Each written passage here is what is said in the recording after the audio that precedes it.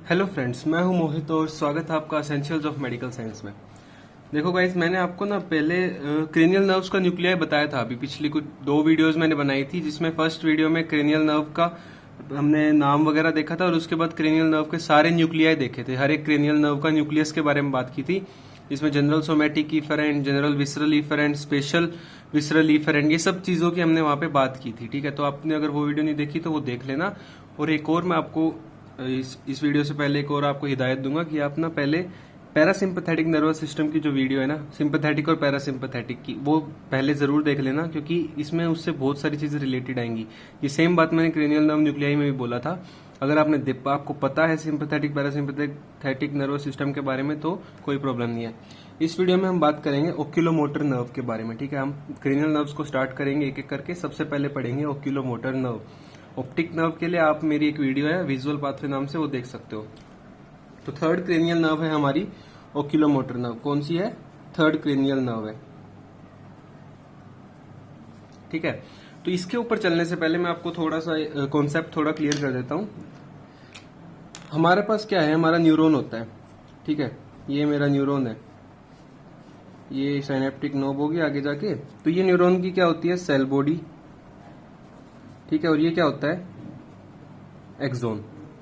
तो जो न्यूरॉन का सेल बॉडी वाला पार्ट है, ये ऊपर की तरफ होता है और एक्सोन नीचे। और सेल बॉडी से क्या निकलती है? डेंड्राइट्स निकलती है। ये बात तो हमको पता है।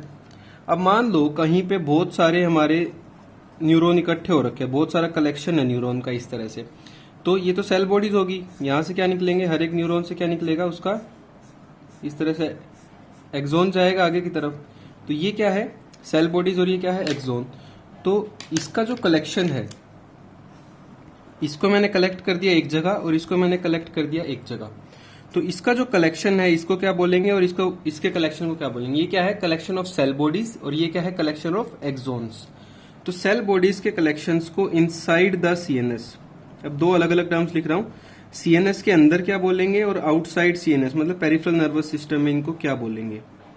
ठीक है, सबसे पहले बात करेंगे सीएनएस के अंदर क्या बोलेंगे। तो inside the CNS collection of cell bodies is known as the nucleus. तो सीएनएस के अंदर सेल बॉडीज के कलेक्शन को क्या बोलते हैं? न्यूक्लियस। और एक्सोन्स के कलेक्शन को क्या बोलते हैं? ट्रैक्ट। जो हमने ट्रैक्ट ऑफ स्पाइनल कॉर्ड नाम से मेरी एक वीडियो होगी, उसमें मैंने सारे ट्रैक्ट्स जो हैं वो कवर कर रखे हैं, असेंडिंग ट्रैक्ट और डिसेंडिंग ट्रैक्ट। ठीक है, उसके बाद आउटसाइड द सीएनएस, मैंने यहाँ पे गलती से पीएनएस लिख दिया। आउटसाइड द सीएनएस, सीएनएस के बाहर की दुनिया, उसके अंदर क्या बोलेंगे? कलेक्शन ऑफ सेल बॉडीज को गैंग्लियन। और इसको क्या बोलेंगे? कलेक्शन ऑफ एक्सोन्स को नर्व। तो नर्व क्या है? आउटसाइड द सीएनएस हम नर्व बोलते हैं और इनसाइड द सीएनएस हम उसको ट्रैक्ट बोलते हैं। ठीक है, तो इससे आपके बहुत सारी चीजें क्लियर हो जाएंगी। अब नर्व, जहां पे नर्व वर्ड आ रहा है, मतलब सीएनएस के बाहर की बात हो रही है। सीएनएस के अंदर क्या होता है? ट्रैक्ट होता है। और सेल बॉडीज का कलेक्शन को न्यूक्लियस बोलते हैं। कहां पे? सीएनएस के अंदर। मतलब कि कोई भी नर्व है, कोई भी नर्व मतलब एक्सोन, उसकी सेल बॉडी होगी। मतलब हर एक नर्व का न्यूक्लियस या फिर गैंग्लियन होगा ना। हर नर्व का गैंग्लियन होगा और ट्रैक्ट का न्यूक्लियस होगा। सिंपल सी बात है। तो अब हम एक एक करके सभी नर्व को देखेंगे। उससे पहले यहाँ पे एक मैं ब्लॉक डायग्राम बना रहा हूं। ये देखो, इसको मैंने 3 पार्ट्स में बांट दिया। सबसे ऊपर है मिड ब्रेन, ठीक है, बीच में पोन्स और नीचे मेडुला। ये क्या है? हमारा ब्रेन स्टेम है। ब्रेन स्टेम में यही तीनों चीजें तो आती है ना। तो अब मिड ब्रेन के अंदर हमें 2 नर्व्स के न्यूक्लियस मिलेंगे। मिड ब्रेन के अंदर 2 न्यूक्लियस होंगे। किस किस के? एक होगा थर्ड क्रेनियल नर्व का और एक होगा फोर्थ क्रेनियल नर्व का। पोन्स में मिलेंगे 4। किस किस के? 5th, 6th, 7th और 8th क्रेनियल नर्व का न्यूक्लियस। और मेडुला में किस किस का मिलेगा? 9, 10, 11 और 12। तो इस तरह से हमारी क्रेनियल नर्व इस तरह खत्म होगी। फर्स्ट और सेकंड नर्व का न्यूक्लियस नहीं प्रेजेंट होता हमारी ब्रेन स्टेम में। तो ये बात याद रखना, फर्स्ट और सेकंड नर्व का न्यूक्लियस नहीं प्रेजेंट होता ब्रेन स्टेम में। ठीक है, तो थर्ड फोर्थ का न्यूक्लियस कहाँ है? मिड ब्रेन में मिलेगा। मतलब अगर आपको पढ़ना है, फोर्थ क्रेनियल नर्व पढ़नी है मान लो, तो आप कहां से सेक्शन काटोगे? मिड ब्रेन का सेक्शन काटोगे ना। यूं थोड़ी है कि फोर्थ क्रेनियल नर्व के बारे में पढ़ना है और सेक्शन ले रहे हो मेडुला से, उसका कोई मतलब ही नहीं बनेगा। तो अगर आपको थर्ड क्रेनियल नर्व या फोर्थ क्रेनियल नर्व के बारे में जानना है तो कहां से सेक्शन लोगे? मिड ब्रेन से सेक्शन लोगे। और अगर 5th, 6th, 7th या 8th क्रेनियल नर्व के बारे में पढ़ना है तो पोन्स से सेक्शन लेंगे इस तरह से। और अगर हमें 9, 10, 11, 12 नर्व के बारे में पढ़ना है तो कहां से लेंगे? मेडुला से सेक्शन लेंगे। तो ये बात हो गई, हमारे जनरल आइडिया हमने बात कर ली। मतलब सबसे पहले हम थर्ड क्रेनियल नर्व पढ़ रहे हैं, तो हमें कहाँ से निकल, हमारी थर्ड क्रेनियल नर्व का न्यूक्लियस यहाँ पे है, तो एक्सोन्स यहाँ से निकलेंगे। न्यूक्लियस यहाँ पे, तो एक्सोन्स ऐसे निकलेंगे हर एक क्रेनियल नर्व के।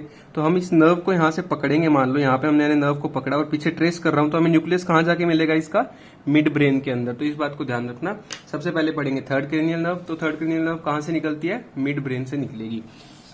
तो अब आते हैं ओक्यूलोमोटर नर्व पे। इस वीडियो में मैं इसका पूरा डायग्राम बनाऊंगा और नेक्स्ट वीडियो में हम इसकी थ्योरी वाला पार्ट देखेंगे।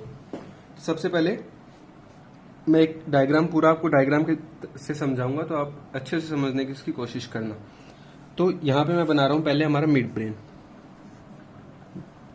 ये है हमारा मिड ब्रेन। मैं आपको अच्छे से एक्सप्लेन करने की कोशिश करूंगा, ठीक है। अब मुझे नहीं पता आप उस तरह एग्जाम में लिखो या किस तरह लिखो, वो आपकी मर्जी है। मैं आपको अच्छे से एक्सप्लेन कर दूंगा जिससे आप इसको कभी नहीं भूलोगे। ये क्या है, ये है हमारा मिड ब्रेन, ठीक है। मिड ब्रेन में प्रेजेंट होता है क्या क्या प्रेजेंट होगा मिड ब्रेन में, ओक्यूलोमोटर नर्व का न्यूक्लियस। तो यहाँ पे मैं बना रहा हूँ ओक्यूलोमोटर का नर्व का न्यूक्लियस। मान लो ये क्या है, ओक्यूलोमोटर नर्व का न्यूक्लियस। इसे हम क्या बोलेंगे, oculomotor nucleus. This is the oculomotor nucleus, ठीक है। ये मिड ब्रेन है, ये इसका पीछे वाला एस्पेक्ट है। तो ये क्या हो गया, डोर्सल एस्पेक्ट, ठीक है। डी एस्पेक्ट लिखा, डोर्सल एस्पेक्ट। और आगे की तरफ कौन सा एस्पेक्ट हो गया, वेंट्रल एस्पेक्ट। वी का मतलब क्या है यहाँ पे कि ये वेंट्रल एस्पेक्ट है मिड ब्रेन का, पीछे की तरफ डोर्सल एस्पेक्ट है, ठीक है। इस तरह से हम देख रहे हैं। तो ये हमारा ओक्यूलोमोटर नर्व का न्यूक्लियस है। यहाँ से क्या स्टार्ट होगा, मतलब ये क्या है, सेल बॉडीज का कलेक्शन है। तो यहाँ से क्या निकलेंगे, एक्सोन्स निकलेंगे बाहर की तरफ। अब यहाँ से क्या निकलेगा, हमारा एक्सोन निकलेगा। मैं ऑरेंज कलर से नहीं तो पिंक कलर से बनाता हूँ। यहां से हमारी स्टार्ट हुई क्या, थर्ड क्रेनियल नर्व, मतलब ओक्यूलोमोटर नर्व। तो यहां से निकली, कहां से निकल रही है, सबसे पहला पॉइंट यहां पे क्लियर होता है। जो हमारी ओक्यूलोमोटर नर्व है वो ventral aspect of mid brain से निकलती है। मतलब ओक्यूलोमोटर नर्व कहां से निकलती है, ventral aspect of the mid brain. V लिखा हुआ है मतलब वेंट्रल एस्पेक्ट, तो ventral aspect of mid brain से निकल रही है क्या, ओक्यूलोमोटर नर्व। कहां से, ओक्यूलोमोटर न्यूक्लियस से। तो ये हमारी पिंक कलर में जो बन रही है क्या है, हमारी थर्ड क्रेनियल नर्व। अब क्या होता है, इसको रास्ते में मिलती हैं दो आर्टरीज। रास्ते में क्या मिल रही हैं, दो आर्टरीज मिल रही हैं। एक आर्टरी ये होगी और एक आर्टरी होती है यहां पे इसके। एक आर्टरी में डॉटेड बना रहा हूं, ठीक है। तो दो आर्टरीज इसको मिलती हैं रास्ते में। एक आर्टरी इसके ऊपर की तरफ होती है और एक आर्टरी इसके नीचे की तरफ, मतलब बीच से निकलती है। एक आर्टरी ऊपर रहेगी, एक नीचे रहेगी, उन दोनों के बीच से हमारी थर्ड क्रेनियल नर्व जाती है। मतलब सैंडविच की तरह बन गया ना, एक ब्रेड ऊपर एक ब्रेड नीचे, बीच से क्या जा रही है, हमारी नर्व। तो एक आर्टरी ऊपर है एक नीचे है, बीच से नर्व जा रही है। तो ये वाली क्या है, ऊपर की तरफ है, और ये वाली क्या है, नीचे की तरफ। तो अबव जो आर्टरी होती है उसका नाम होता है हमारा पोस्टीरियर सेरिब्रल आर्टरी। ये हमारी क्या होगी, this is the posterior cerebral artery. तो पोस्टीरियर सेरिब्रल आर्टरी कहां होती है, अबव, ऊपर की तरफ लाई करती है किसके, थर्ड क्रेनियल नर्व के। और नीचे की तरफ कौन सी आर्टरी होती है, नीचे की तरफ होती है हमारी सुपीरियर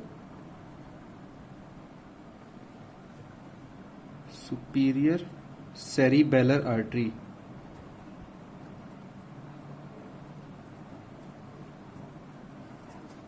ये कहां होती है, बिलो, ठीक है। तो दो आर्टरी पढ़ ली। एक आर्टरी ऊपर की तरफ होती है पोस्टीरियर सेरिब्रल आर्टरी और नीचे की तरफ सुपीरियर सेरिबेलर आर्टरी, ठीक है। अब क्या हुआ, यहां से हमारी नर्व ने क्रॉस किया, इसके बाद ये कहां जाएगी, कैवर्नस साइनस। तो हमने कैवर्नस साइनस में थर्ड क्रेनियल नर्व पढ़ी थी। कैवर्नस साइनस के कौन से एस्पेक्ट पे लाई करती है third cranial nerve, lateral aspect पे। तो यहाँ पे बीच में आता है हमारा कैवर्नस साइनस। तो ये हमारा हो गया lateral aspect of cavernous sinus, lateral aspect of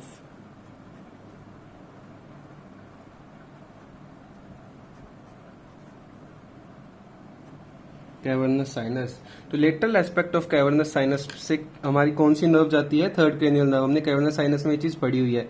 तो यहां से जब क्रेनियल नर्व इसको, थर्ड क्रेनियल नर्व इसको क्रॉस कर जाएगी lateral aspect of cavernous sinus से, तो आगे जाके क्या होता है इसको क्या मिलता है, एक फिशर मिलता है। अब आप याद करो, मैंने जो पिछली वीडियोस जो मैंने बनाई, पिछली जो मैंने फोरामेन ऑफ स्कल के ऊपर वीडियो बनाई है, ठीक है, वो जरूर देखना। उसके अंदर मैंने बताया है कि थर्ड क्रेनियल नर्व कहां से पास करती है, superior orbital Fisher, superior orbital Fisher से क्रॉस करके हमारे स्कल से बाहर आती है। तो यहाँ पे क्या लाई करेगा, यहाँ पे एक फिशर लाई करेगा। कौन सा फिशर है ये, सुपीरियर ऑर्बिटल फिशर। तो सुपीरियर ऑर्बिटल फिशर के थ्रू क्या जाती है हमारी ओक्यूलोमोटर नर्व। तो इसके अंदर से जाने से पहले क्या होता है, हमारी ओक्यूलोमोटर नर्व दो डिविजन्स में बढ़ जाती है। एक होती है हमारी सुपीरियर डिवीजन और एक होती है इंफीरियर डिवीजन। तो इसकी दो डिवीजन बढ़ जाती हैं। उसके बाद ये सुपीरियर ऑर्बिटल फिशर से बाहर निकल जाती है। तो दो डिवीजन होती हैं, एक होता है हमारी सुपीरियर डिवीजन, ठीक है, और एक होती है हमारी इंफीरियर डिवीजन। तो कोई पूछे ओक्यूलोमोटर नर्व कहां जाके डिवाइड करती है, सुपीरियर ऑर्बिटल फिशर के अंदर जाने से पहले ओक्यूलोमोटर दो डिविजन्स में बढ़ जाती है, एक सुपीरियर डिवीजन और एक इंफीरियर डिवीजन। अब आगे जाके क्या करना है, इसको सप्लाई करना है। अब ये बाहर आ गई, किसको सप्लाई करती है ओक्यूलोमोटर नर्व। मैंने जब आपको क्रेनियल नर्व न्यूक्लियर पढ़ाया था, उसमें मैंने बोला था जो ओक्यूलोमोटर न्यूक्लियस है ये हमारा क्या है, जनरल सोमेटिक न्यूक्लियस है। जनरल सोमेटिक न्यूक्लियस मतलब किसको सप्लाई करेगा, स्केलेटल मसल को। किसकी स्केलेटल मसल, आई की। तो ये आई की जो एक्स्ट्रा ओक्यूलर मसल्स होती हैं उसको सप्लाई करता है। तो यहाँ पे मैं आई बनाता हूं पहले। तो मैं यहाँ पे हमारी आई बना रहा हूँ। एक्स्ट्रा ओक्यूलर मसल्स आपने पढ़ी होंगी, ये हमारी आई की मसल्स आएंगी इस सर्कल के अराउंड। ऊपर की तरफ होती है कौन सी मसल, सुपीरियर रेक्टस। नीचे की तरफ होती है कौन सी, इंफीरियर रेक्टस। मीडियल साइड में होती है कौन सी, मीडियल रेक्टस, ठीक है। और लेटरल साइड में लेटरल रेक्टस, उसका हमें जरूरत नहीं है क्योंकि ये सिर्फ इनको सप्लाई करेगा। उसके बाद यहाँ नीचे की तरफ एक मसल प्रेजेंट होती है इंफीरियर ओब्लिक, और ऊपर की तरफ यहाँ एक मसल प्रेजेंट होती है जिसे हम बोलते हैं लिवेटर पाल्पेब्री सुपीरियोरिस। तो एक एक करके इनका नाम लिखते हैं यहाँ पे। ये क्या है हमारी LPS, मतलब लिवेटर पाल्पेब्री सुपीरियोरिस, ठीक है। ये है सुपीरियर रेक्टस, ये है इंफीरियर रेक्टस, ये है मीडियल रेक्टस, ठीक है। नीचे की तरफ है इंफीरियर ओब्लिक, ठीक है। तो मैंने शॉर्ट फॉर्म लिखा है, एक एक करके बता देता हूँ। Levator palpebrae superioris, superior rectus, middle rectus, inferior rectus और नीचे की तरफ इंफीरियर ओब्लिक। इन 5 एक्स्ट्रा ओक्यूलर मसल्स को कौन सप्लाई करता है, हमारी दोनों डिविजन्स जो है ओक्यूलोमोटर नर्व की वो मिलकर सप्लाई करेंगी। तो मैं बताता हूँ कौन सी डिवीजन किसको सप्लाई करेगी। जो सुपीरियर डिवीजन है, एक सेकेंड, जो सुपीरियर डिवीजन है वो ऊपर की तरफ है, तो वो ऊपर वाली दो को सप्लाई कर देती है। लिवेटर पाल्पेब्री सुपीरियोरिस और सुपीरियर रेक्टस को किसने सप्लाई कर दिया, superior division of oculomotor nerve. Inferior division नीचे वाली को सप्लाई कर देगी, इंफीरियर रेक्टस, इंफीरियर ओब्लिक, और साथ के साथ सप्लाई कर देती है मीडियल रेक्टस को। और ये बहुत इंपॉर्टेंट क्वेश्चन है एमसीक्यू बेस्ड भी, कि मीडियल रेक्टस को कौन सप्लाई करता है। तो आता है उसका answer inferior division of oculomotor nerve, ठीक है। तो ये तो हमने बात कर ली ओक्यूलोमोटर न्यूक्लियस की। फिर से सब रिपीट करता हूं, हमारे मिड ब्रेन के अंदर प्रेजेंट होता है ओक्यूलोमोटर न्यूक्लियस, जो कि जनरल सोमेटिक इफेरेंट है, मतलब मोटर न्यूक्लियस है। ये मोटर ही तो है, हमारे मोटर फंक्शन कराएगा ना आई मसल्स का, तो मोटर हो गया, ये मोटर न्यूक्लियस है। कहां से निकला, मिड ब्रेन से निकलता है, वेंट्रल एस्पेक्ट से ये नर्व निकली, ठीक है। उसके बाद नर्व जो है दो आर्टरीज के बीच से होती है। एक होती है ऊपर की तरफ पोस्टीरियर सेरिब्रल आर्टरी, नीचे की तरफ सुपीरियर सेरिबेलर आर्टरी, दोनों के बीच से निकलती है हमारी ओक्यूलोमोटर नर्व। उसके बाद lateral aspect of cavernous sinus से पास करती है और सुपीरियर ऑर्बिटल फिशर के अंदर के थ्रू स्कल से बाहर जाएगी, लेकिन उससे पहले डिवाइड कर जाती है सुपीरियर डिवीजन और इंफीरियर डिवीजन में।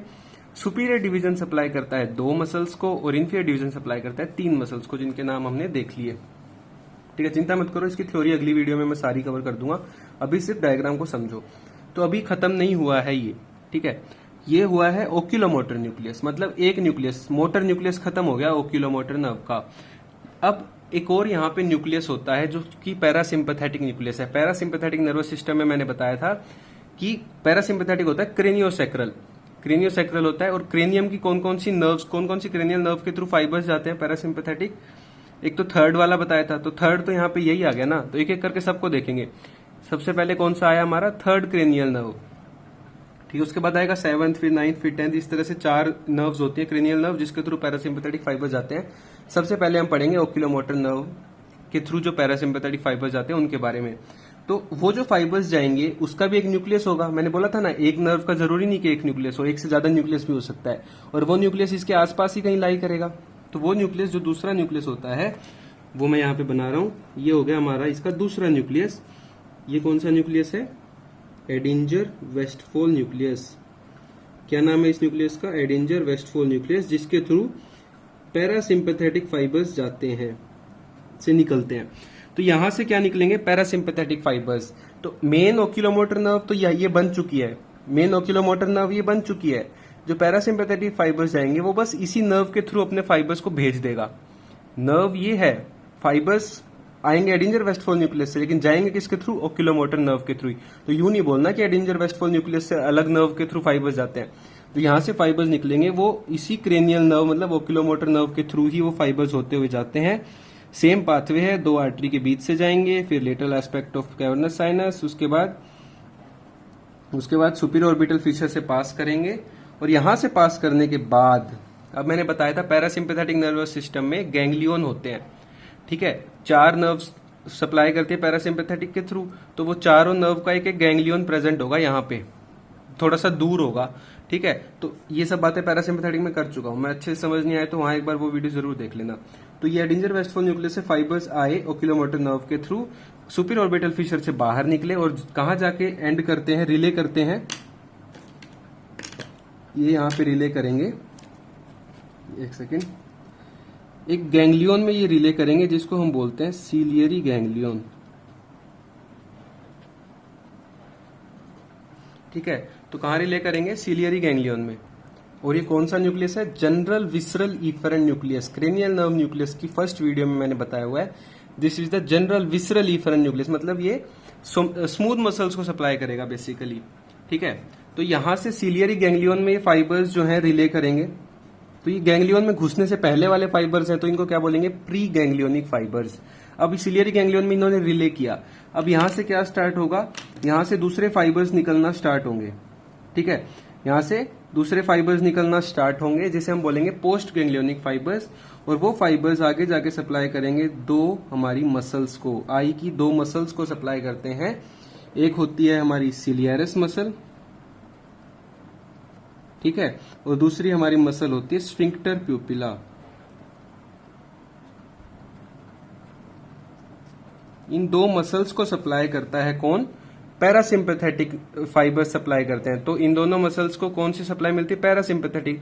पैरासिम्पैथेटिक में हम रिलैक्स स्टेट में होते हैं, तो हमारी आंखें कैसी होंगी? नॉर्मल स्टेट में होंगी। सिंपैथेटिक जो सिस्टम होता है उसमें हम एकदम से डर जाते हैं, ठीक है, डरने वाली सिचुएशन में वो काम करता है, तो हमारी आंखें डायलेट कर जाती हैं, लेकिन यहाँ पे कॉन्स्ट्रिक्शन रहेगी प्यूपिल का। तो सिलियरस और स्फिंक्टर प्यूपिला मसल, ठीक है। सिलियरस को सप्लाई करता है एकोमोडेशन रिफ्लेक्स के लिए, तो सिलियरस के नीचे लिखते हैं हम फॉर एकोमोडेशन रिफ्लेक्स,